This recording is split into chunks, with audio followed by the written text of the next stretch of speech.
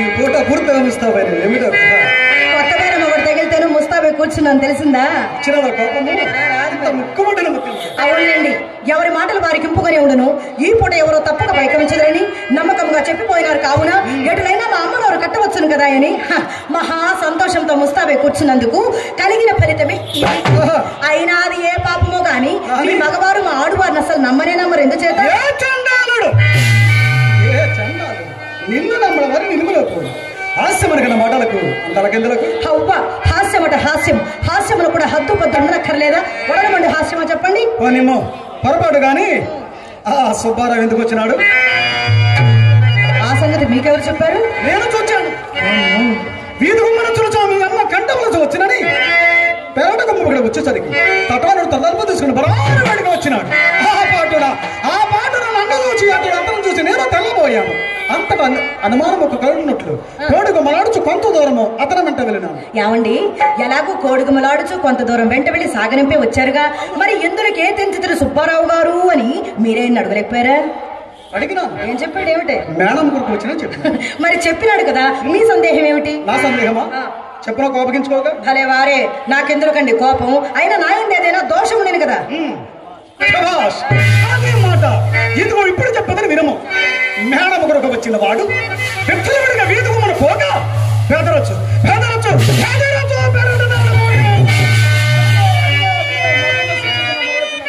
మరి అట్లయినా ఆ సంగతి కూడా ఆయన్నే నిలబెట్టి మరి మీరే అడగలేకపోయారా? అంతలో ఒక బాల్యమిత్రుడు ఒకపడి బహుకాల సమావేశం వలన పరమాధారమ చేత కృష్ణ పురుషుడు వేచిపోతుంది. అందుచేత అడుగుటకు వీలు పడలేదు. సరే, నేనే చెప్పేదని గాని సావధాన చిత్తులో ఆలకించాలి. మరి సరియేనా? ఏమండి, మా ఇంటికి మేడలకు వచ్చిన వారికి అది ఎవరికైనా సరియే మర్యాద చేయటం అనేది మా ధర్మం కదా. ధర్మం. అందరికై మా అమ్మ అతన్ని మేడ మీదకి వెంట పెట్టుకుని వచ్చి కుర్చీ వేసి కూర్చుండబెట్టి తాంబూలం ఇయ్యగా ఆ సుబ్బారావు ఏం చేశాడు తెలుసా? వచ్చిన పని కాస్త విడిచిపెట్టి నాతో అధిక ప్రసంగాలు మొదలు పెట్టాడు. ఈ విధంగానే నాకు చిరాకొచ్చి చట్ట మేడకి పోయి తిని, కానీ ఇంతలో నా మనసు కనిపెట్టిన మా అమ్మ మాత్రం పెరటి చూపుడు కను కారణం చేత మన తోటలోనికి తీసుకుని వెళ్లి ఆధారినట్టు సాగనంపినది. మీరు నమ్ముడు నమ్మక పొండు నడిచిన యథార్థం మాత్రం ఇదే సుమా. నీవు నాతో నలసద్దబద్దవాడమని నా నమ్మకం. మీ తోడనే కాదు, ఎవరి తోడను నలసందబద్ధమైన ఆడను. అసలు చింతామణి ఈ కులంలో పుట్టవలసింది కానే కాదని పిల్లల మొదలు పెద్దల వరకు శ్లాఘించుటకు ఇది ఒక కారణం కూడాను. చింతామణి ఎవరు మాట చేయాలా? నేను మాత్రం నిన్ను ఎన్ని మార్లు శ్లాఘింపలేదు. చింతామణి అందరూ